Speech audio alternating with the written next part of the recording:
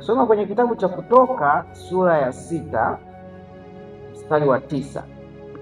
Hapa utakuta maandiko matakatifu yanaeleza kwa habari ya wana wa Israeli wakiwa katika nchi ya Misri.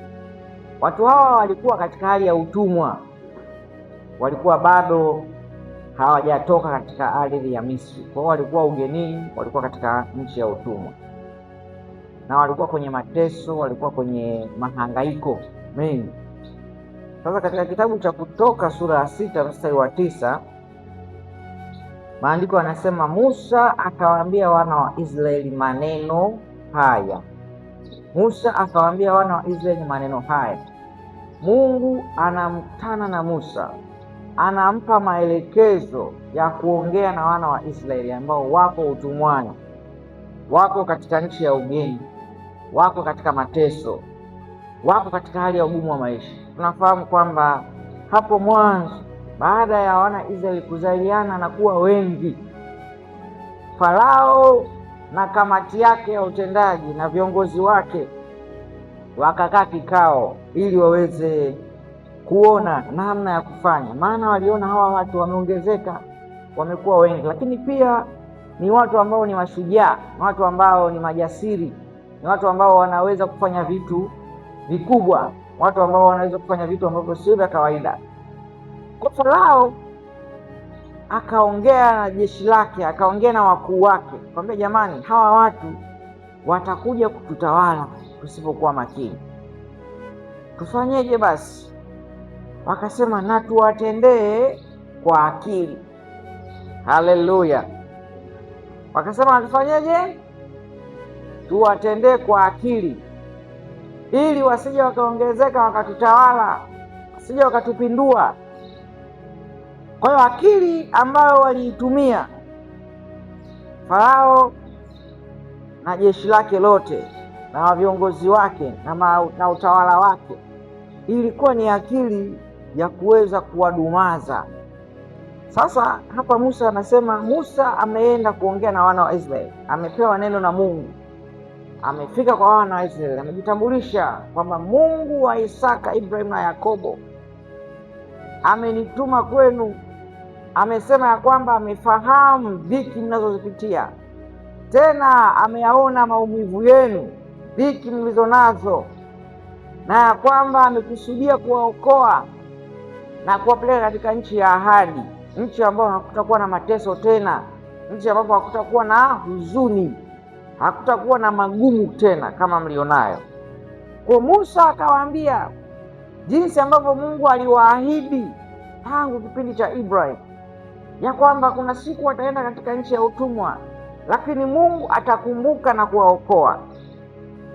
Kwa sasa Musa, baada ya kusema neno la Mungu kwa wale watu wa Israeli, maandiko yanasema katika mstari wa 9, Musa akawaambia wana wa Israeli maneno haya, lakini hawakumsikiliza Musa kwa ajili ya uchungu wa moyo na kwa ajili ya utumwa mgumu. Kwa kumbe neno la Mungu linaweza likaja na likawa katika hali ya utimilifu, likawa katika hali ya ukamilifu pasipokuwa na mapungufu yoyote, lakini linaweza lisimfae mtu, linaweza lisiwe na maana kwake, anaweza asilisikie, anaweza asilielewe. Kwa sababu gani? Kwa sababu ya uchungu wa moyo. Kwa shetani atakachokufanya kwenye maisha ya mwanadamu ni kuhakikisha anawekeza nguvu kubwa, kuhakikisha kuna uchungu ndani ya moyo wa mtu, kuhakikisha kuna ugumu ndani yake, huzuni, ili neno la Mungu linaposhuka asiweze kulipokea, asiweze kulisikia, lisiweze kumfaa. Kwa nini? Kwa sababu ya uchungu uliokuwa ndani yake. Sasa hatutamani tunapokamilisha ibada yetu, tunapofikia mwisho wa neno ambalo Mungu amelikusudia, tuwe sawa na wana wa Israeli.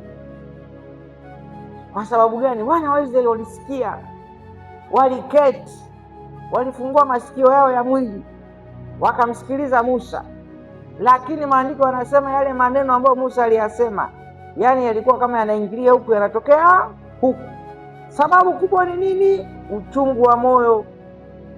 Sasa ukisoma katika Waebrania sura ya 4 mstari wa 2 anasema, maana ni kweli sisi nasi tumehubiriwa habari njema vile vile kama hao, lakini neno lile lililosikiwa halikuwafaa hao, kwa sababu halikuchanganyika na imani ndani yao waliosikia.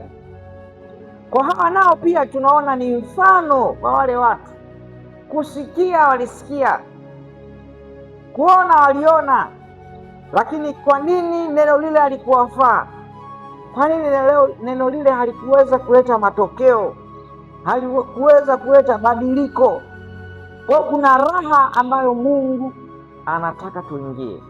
Haleluya!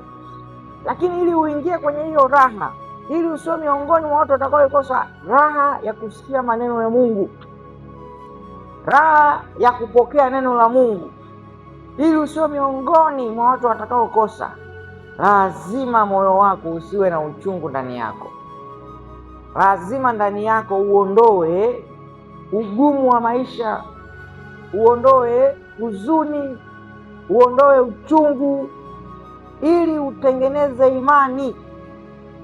Kwa wana wa Israeli, pamoja na kwamba walikuwa wanaona matendo makuu ya Mungu, kilichosababisha wasiendelee kumwamini Mungu kwa sababu gani? Neno waliokuwa wanalisikia halikuwa linachanganyika na imani, na imani iliondolewa. Kwa nini? Kwa sababu ya ugumu wa maisha, uchungu wa mioyo ambao shetani ndio kazi yake. Kwa hiyo kabla tujaenda kuanza kusoma neno la Mungu, kujifunza maneno ya Mungu, tusimame tumuombe Mungu.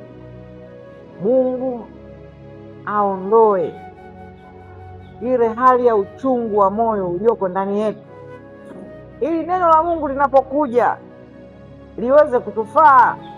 Haleluya, Bwana asifiwe. Kwa simama hapo ulipo, tumwambie Mungu kwamba Mungu tusaidie. Yawezekana maisha yetu ni magumu, changamoto ni nyingi, na nimewaambia hapo, anasema kwamba kwa sababu ya uchungu moyo, lakini na kwa ajili ya utumwa mgumu.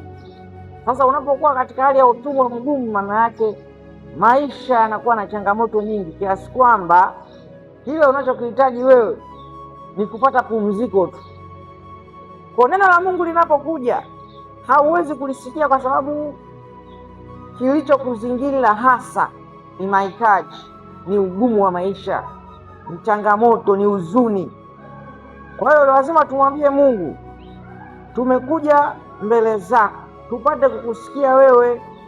Na maandiko yanasema maandalio ya moyo ni mwanadamu, lakini jawabu latoka kwa Bwana. Sasa Mungu yuko tayari kujibu maisha yetu, Mungu yuko tayari kusema na maisha yetu, lakini je, mioyo yetu imeandalika? Imejiandaa? Imeondoa uchungu? Imeondoa ugumu wa maisha? Hilo ndio kusudi la kwanza, ili uweze kupata nafasi ya kumwamini na kusikia neno la Mungu. Haleluya.